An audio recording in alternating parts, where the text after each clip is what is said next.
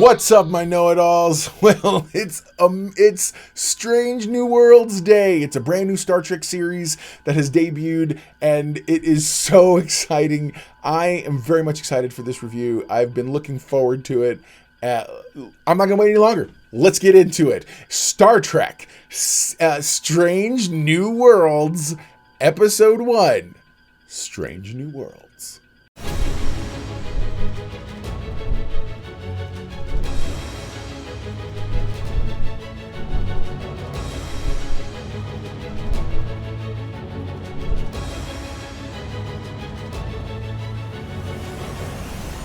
When one of Pike's officers goes missing while on a secret mission for Starfleet, Pike has to come out of self-imposed exile. He's got to navigate how to rescue his first officer while struggling with what to do with the vision of the future that he's been given. Man, I am so excited and thrilled for this. I cannot wait to talk with this about this with you guys. I have been so excited. So this episode is so many things. It is everything and all things, and I am very much excited about it. I feel like this is an homage. I feel like this is them getting it right. I feel like anybody, not that I'm not, okay, look, I'm not going to be like, look, you're all idiots. Nobody's an idiot. Everyone is very, very much entitled to their own opinions, and I hate when people do that. But this show, this is Star Trek, and it's Star Trek for the modern age, but still with the cloud. You see it. You see the DNA. You see it, and it's so exciting and invigorating to watch. It really begins for me with Pike. So when I watched Star Trek Discovery and they introduced Pike, I remember I was like, oh God, don't do it. Don't, please. And because you see the Enterprise, you're like, it's using that Discovery the new look for the highly diffused armor and the little metal, all the stuff. Like, so you see all the little plates and stuff. It's something they started with the JJ movies and have moved into continuing much more intensely. Yes, you could always see the plates, but I mean, it's much more like reflective and stuff. It's not nowadays. Anyways, and then you get into his performance and little by little, and then they got into the storyline that happened in Discovery. Spoilers for another series I never reviewed. And so he's been doing amazing because you feel he's that guy. You feel he's Christopher Pike. Everyone's doing wonderful. Rebecca Romaine's doing amazing as, or Romain, I don't know. She's doing amazing as number one, as Una. And I really like it. I'm enjoying this. I'm enjoying this a lot. So let's get into it. The episode starts with us walking down a hallway. Specifically, we're going down this hallway, and you hear a voiceover. It's a very familiar voice, which we will discover shortly. And you see someone you're walking behind, and this person is it's a female woman. So female woman. I guess that's right. Oh, nowadays that's exactly right. Anyways, it's a female officer of some kind. She's got a uniform. She goes into a command center, and the command center looks like what you might expect to see. And then there's a screen, and they're talking about what it's like to encounter aliens and the first time and this and that. And then the camera turns, and the person we've been following isn't a human from Earth. It's an alien from another planet, and we're the aliens. Very cool switcheroo. Feels very Star Trek.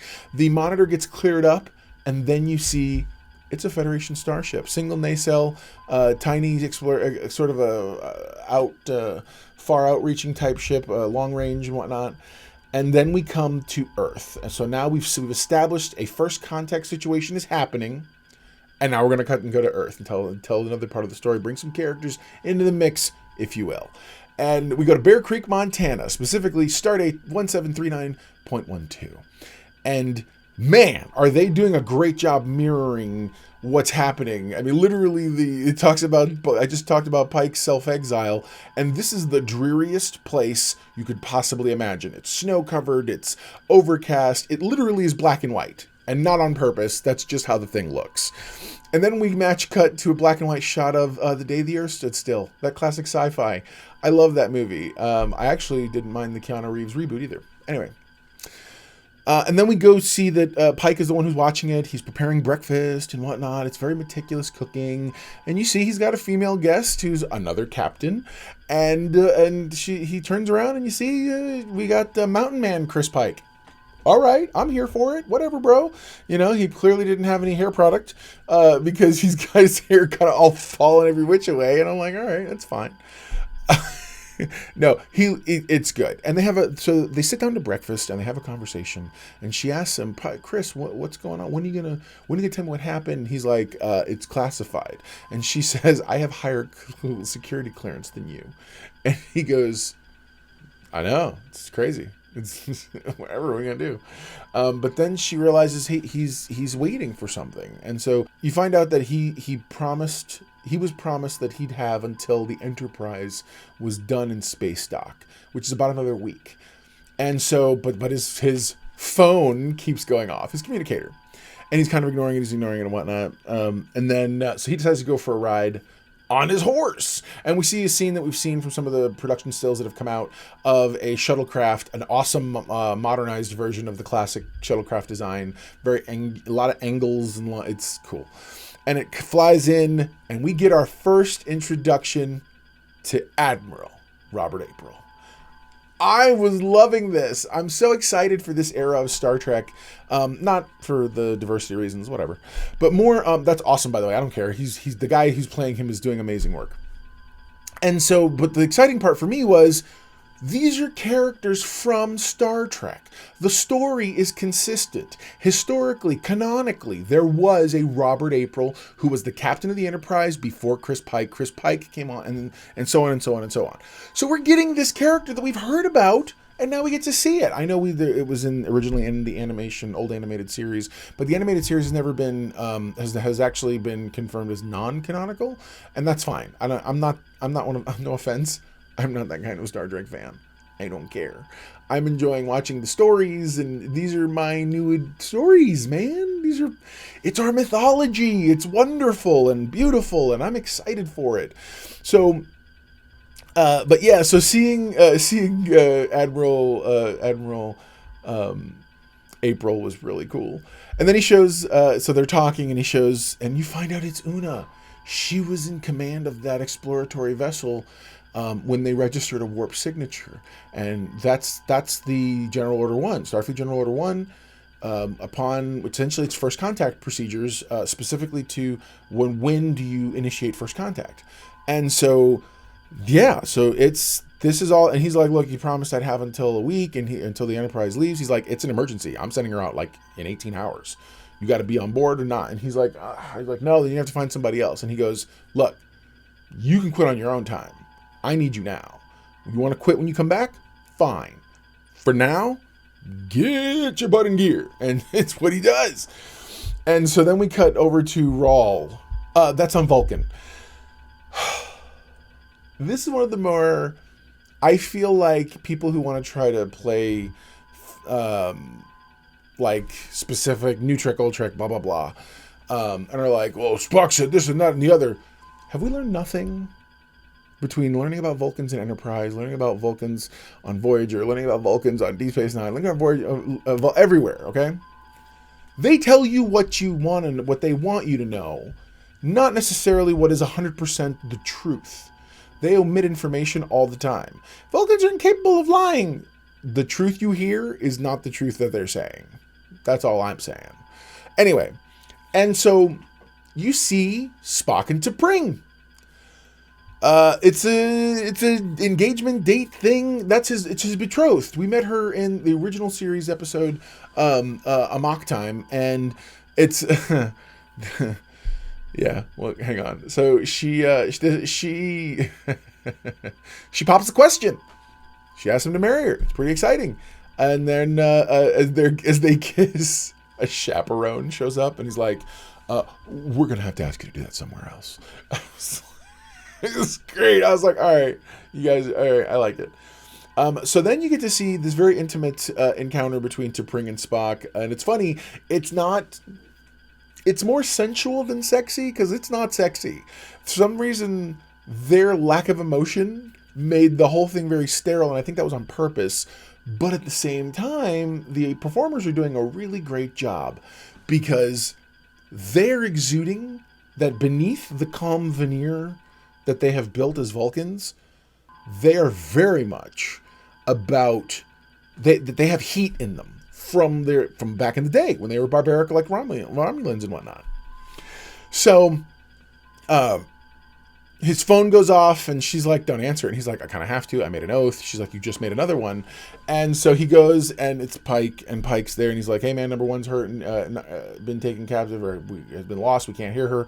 And he doesn't know that stuff yet. Sorry. And so Spock's like, all right, T'Pring's going to understand. And she's like, look, you should have asked. Like, that's definitely a question that should have been asked. And then she says, I'm not going to go chasing around the galaxy just to get you to marry me. Which is a total Easter egg callback that, of course, you do. Because in the episode of Mock Time, that's exactly what she did. She chased him down to force him to marry her. Or release them of their obligation or whatever. Anyway, so then we get a shot of Chris heading toward the Enterprise on a shuttle. And he's reading the personnel profile of some of the people. And he stops on Lan Noonien Singh. I'll get into the Noonien Singh aspect at the end of this. And so when I'm out of my recap. And so and it says then there's the first contact report shows her family was attacked and captured by the Gorn. Yes, the Gorn, lizard-faced, those guys. Yeah, you know the ones. Anyway, and so she's got some trauma and there's some backstory there. So the one thing I love about this episode that it also does, another thing rather, is that it does what a lot of Star Trek The Next Generation introduced the concept or through line of A plots, B plots, and even C plots in modern storytelling. But in the original series, you pretty much had the personal story and you had the episodic story. The personal story involved the individual characters, things they were going to learn. So for this episode, there's two things happening here. Pike is having to deal with how do I move forward knowing what's waiting for me out there? How do I do that? But at the same time, you have this first encounter experience or this first contact experience where same thing, this species is about to be introduced to their future, potentially. Okay, which is warp drive, what that means, that whole culture thing. And so there's a lot, it's two mirroring storylines. I'm actually very much liking it. So then, of course, you get the obligatory captain who's seeing and looking at his ship as he goes by, which is, of course, is the Enterprise. And then they get transported. He gets transported on from the shuttle. Okay, whatever. Site-to-site transport wasn't really a thing in the old series, but I'm okay with it. These are hiccups that I don't bump into. I just point them out and go, all right.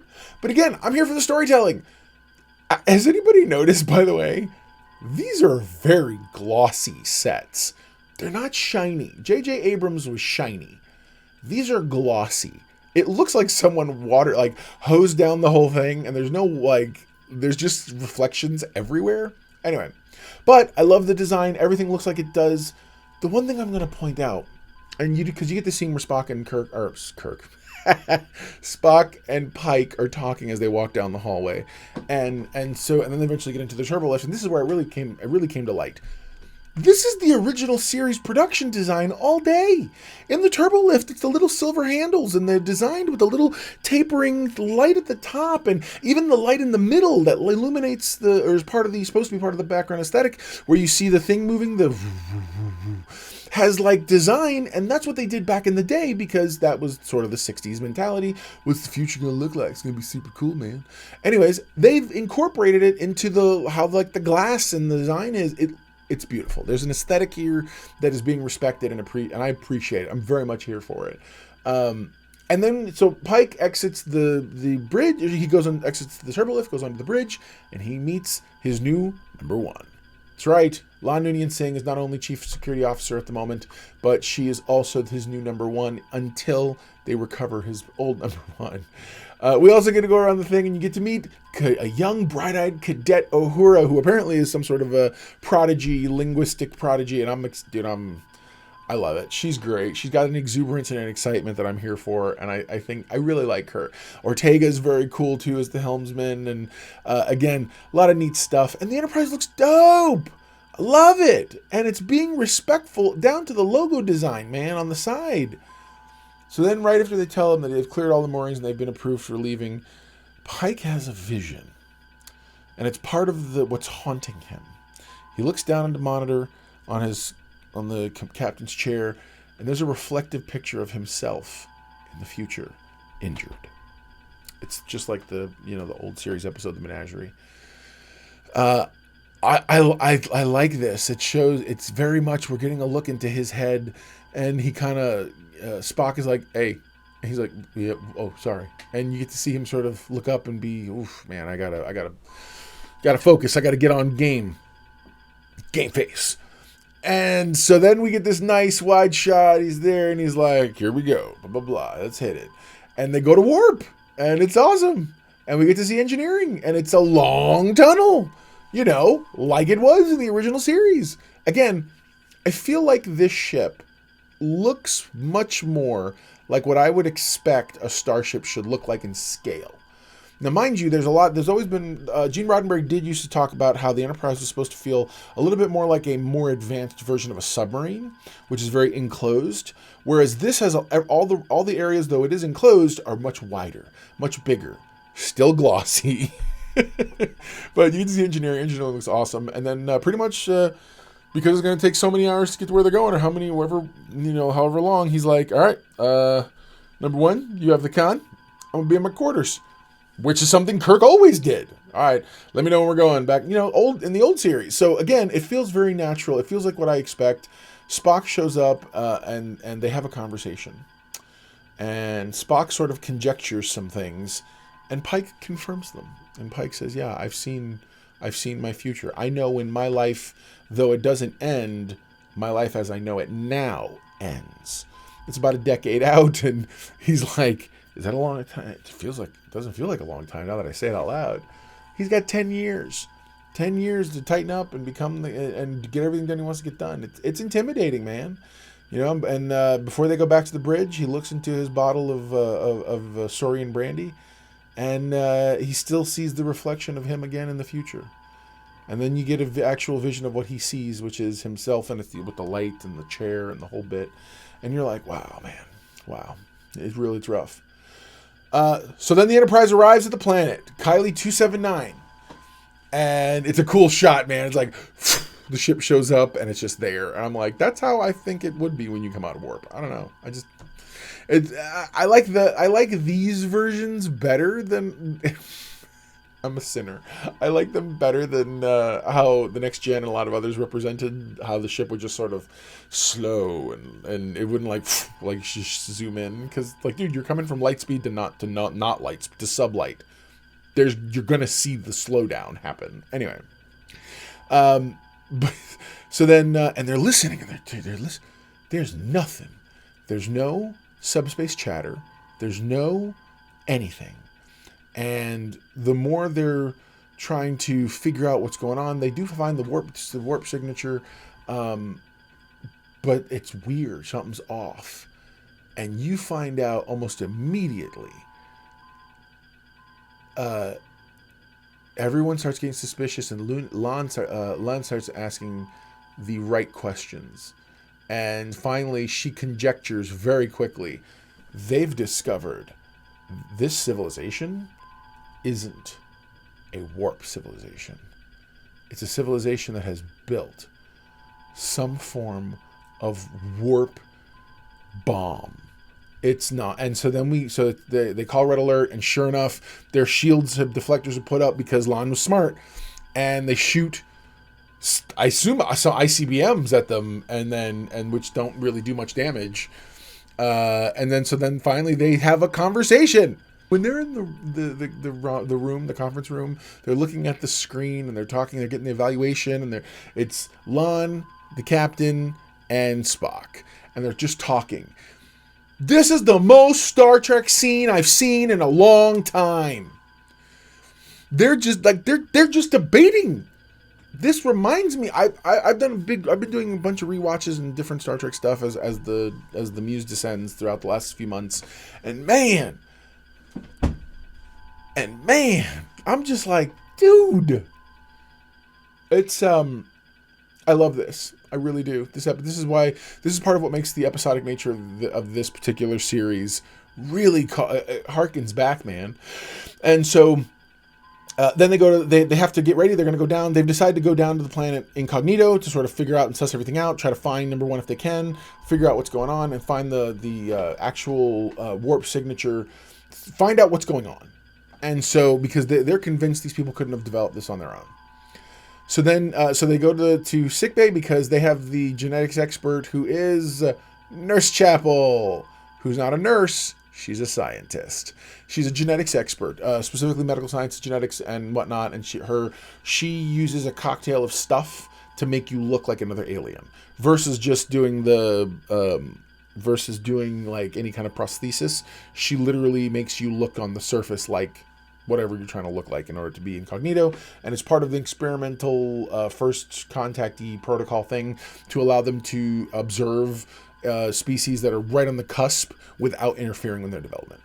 Anyway, very much she's got a great sense of humor, and so you find out that the process is extraordinarily painful, which I thought was great.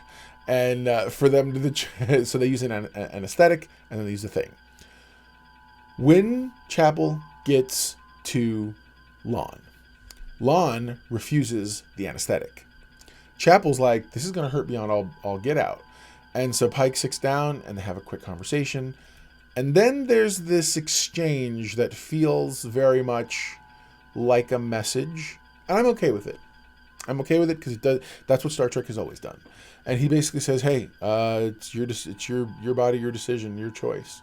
Very poignant message currently right now. And sure enough, Christine tells her, basically she's like, be strong, my sister. And I'm like, okay, that's kind of an awkward exchange, whatever. And you see her start to change into this species, and it is clearly painful. Her face is rippling and everything else. And, I almost think of it akin to being like the Wolfman transporting. Among one of the biggest changes in the series, we move to them on the transport pad. Come to find out the transporter is going to replicate clothing and universal translators and the whole bit. So they're going to beam down and show up in replicated stuff. First off, I'm down. I think this is exactly what transport technology should have always worked.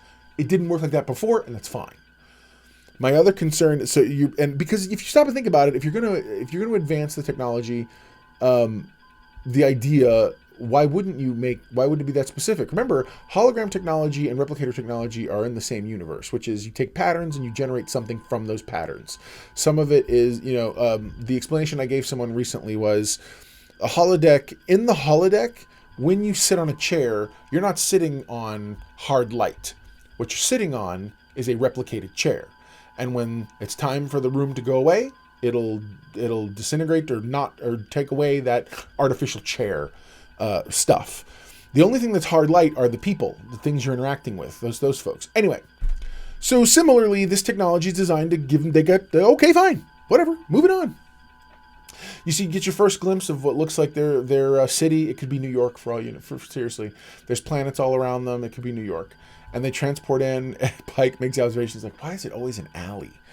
Anyway, and so then you go out and you see a large public television setup, and you get to see the news of the day. And it's very presently looks like today, in terms of there's riots in the streets and there's Capitol Police and things like that helping, and they begin their search. And in order to, the building where they find the warp signature coming from is a building where people are protesting outside. And so while they're waiting, a couple of scientists who walk by, Lon asks permission to react quickly, and she gets it, and she jumps out, and she's like, "Oh, help me! I hurt my ankle." And the guy shows up, and sure enough, she basically signals Spock like, "Do your thing, bro. Do your thing." Now, people may criticize this. Look, Spock does not become the Spock that we know without traveling a road. Yes, the Vulcan, the nerve pinch will be a specific call forward in the future. However, for now, it isn't maybe the first place he goes in his head. That's okay. So eventually he's going to get to that place. And so I thought it was cool. She basically is like, nerve pinch. And he's like, oh yeah, boom, boom. And they knock him out and take him over. Again, keeping with that aesthetic. So what they're going to do is they're going to use the biology of these two guys to help them help them make artificial credentials. Because, dude, if we have advanced technology, you tell me we can't hack this antiquated technology society? Of course we can. So they beam up two guys, and they're supposed to keep them anesthetized and sedated, as it were. And one of them, of course, gets away. So she gets the unenviable job of catching him, and then the dude's running through the hallways and stuff, and he eventually gets into, he ends up in a turbo lift, and sure enough, the turbo lift, Uhura's like, hey, well, as any good cadet will do, and especially someone who has to understand linguistics and be able to read signals and media and all this stuff, she knows about their society and their culture. She did the homework, kids. And so she immediately is like, she's like, oh, this is going to take you to the bridge, which is where you're going to find and she uses a phrase. The phrase she uses is his culture's phrase for a team captain, the team leader. And he's like, wait a minute, you know about this sport? And she's like, oh, yeah. And she starts talking to him. It's a pretty cool interaction, and then they step out on the turbo lift, and Chapel knocks him out, and he's unconscious again. Come to find out, there's this whole tension point where Spock is, because of his Vulcan physiology, he's shifting back quicker, and so they have to give him a booster shot quick when it comes to the genetic cocktail that's keeping him in place. And they do this jiggery pokery that I don't know if I agree with or not, and I've always felt the transporter was enough of a MacGuffin, not MacGuffin, enough of a get out of jail free card already. Now you're making it hardcore plot device in terms of they transport this medicine into Spock's bloodstream. I'm going to wait for that to sink in for a minute. They transport physical matter into his physical body. I feel like that should come with a slightly different, like a little more severe of a warning label. I don't know, but whatever. Down though, whatever. Let's go. Move the story forward. And they're in the elevator, and this one female alien is checking out Alien Pike. And then she notices Spock's ear do a little wiggle, and you're like, oh crap, he's starting to change. But they track down. So once they were inside the building, they managed to track down where number one was located, and so that's where they go. And they go down below, and she's in a cell, and she's got a leg. She's been shot in the leg, and then they walk toward the elevator and proceed to get into a fight. And they just go with it because Spock. They get into a fight. Let's be honest. The reason they got into the fight is because Spock was like, Captain, I'm beginning to change back, and it is excruciating. And then he clutches his head and lets out a blood-curdling scream. It's fantastic. Anyway, yeah. So very interesting. I liked the fact that that's how Spock's always been. Again, it feels very Spock. Anyway, so they get on they find out from when they get on the elevator, they find out the truth is this species discovered warp. They weren't given warp by an outside force. We gave them warp. During the events of discovery at the very end, when the big wormhole thing, this and that, it was nearby. That happened nearby. As a result, their version of a Hubble telescope caught it, and events and saw things, and then they reverse engineered warp. Seeing the superficial science of the thing caused them to do what our theoretical physicists do, which is reverse engineer the concept, which then thus led them to warp. But they didn't create warp technology for exploration. They created a warp bomb. Pike is looking, and he's looking in the mirror and the reflection of the elevator while a brief debate is going on, because pretty much they explain very quickly, they dissect General Order 1 very quickly, which is that since they were ultimately the cause, they have a responsibility to fix it, and that does jibe with the General Order 1. So this species did not develop it alone. They developed it from observing what happened. Later on, they make the distinction when they're in talking to the leaders of this place, that ultimately they should have been more respectful of how they showed those kinds of things. totally down. I get it, and that makes a lot of sense. So Pike tells everybody transport back up, and him and Spock are going to go in, and they do. They literally go. They get arrested, and he goes, "Take me to your leader." And when they go there, they explain flat out who they are, what they're doing. And this lady's like, "I don't think you understand." And she's all rhetoric and bluster. And he's making a great argument, which is, look, we were just like you guys, this and that. And then she says, well, the person with the biggest stick wins. And he goes, "Oh, really?" And before he leaves the room, he's like, "Communicator emergency, we'll call the Enterprise, this and that." And he says, "Bring yourself into low orbit. Show what we got." He reveals to this species a starship. A species at war suddenly is finding peace. And you see this news reporter. It's dope. Because this is so what the original series was like. It's a parallel culture that develops similarly, because if we're the default, potentially, this is the perfect form. It's this bipedal, 2 arms, the whole 9 yards. Everything else is adaptable based on location. So, yeah, man, this culture begins to come together and have conversations, and Pike decides to take some stuff down with him, and he interrupts their meeting. And this is that scene we saw in the trailer where he's like, "Hi." And he tells them, and he explains to them, listen, our people, we hurt ourselves. We were this, we were that. It shows scenes, it shows stuff from the current thing. And then someone with a picketing sign that says, audit the vote and whatever else, and this stuff and whatnot. And he goes, this led to this, internal civil war led to this thing, which led to this thing, which led to the eugenics war, which led to, and eventually, and it shows various places on Earth exploding. And the people of this planet are terrified. They're like, wow, it blows their mind. So then he basically says, you can either go to war, kill each other, whatever, or you can join us. Let's go. And sure enough, you get to see this point in the culture area where they're at school, and you see pictures of the spaceship, and it's drawn by kids, and then you see that just their existence is being analyzed. And these people want to join. They want to go into space. They want to be a spacefaring culture. And so they've got, like, they're analyzing the ship designs and everything, and you're like, oh my gosh, it's brilliant. And ultimately, the Enterprise warps away, and it's one of the coolest warp things I've ever seen in a long time. And you get to see a starbase. I love it. And you see Pike and Admiral April. And Admiral April has a conversation with him, and he's like, so you leaving or what? What's going on? And he find out. He went to Starfleet and was like, y'all going to tell me what happened? I need to know what happened with Discovery right now.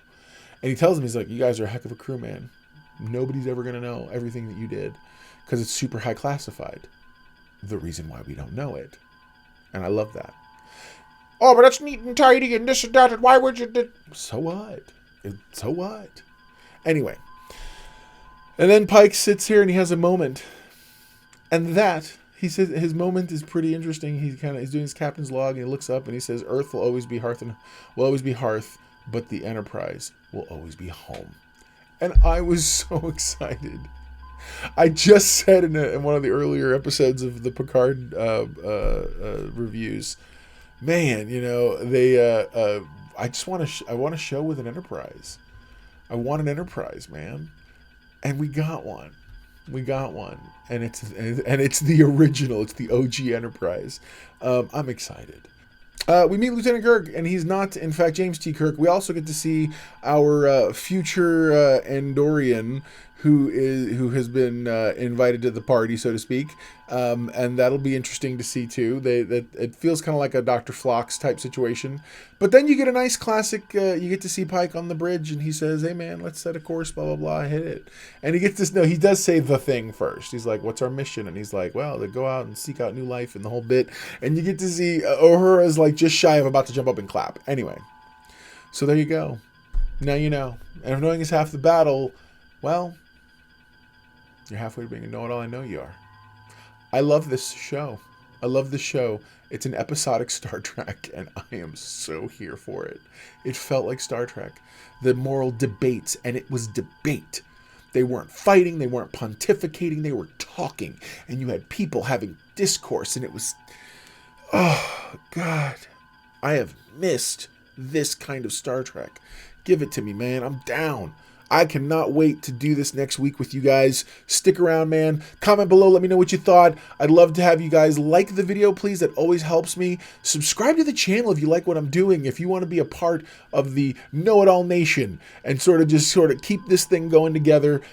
Star Trek, my love of Star Trek is what's making this channel grow, and I'm realizing more and more that I really miss it. So don't forget to come back on Tuesday for Trek Talk Tuesdays, and later on, go check out my Picard review, man. You're gonna love that one. This show is amazing. All right, guys, I'll talk to you later. See you next week. Never forget, everyone loves a know-it-all.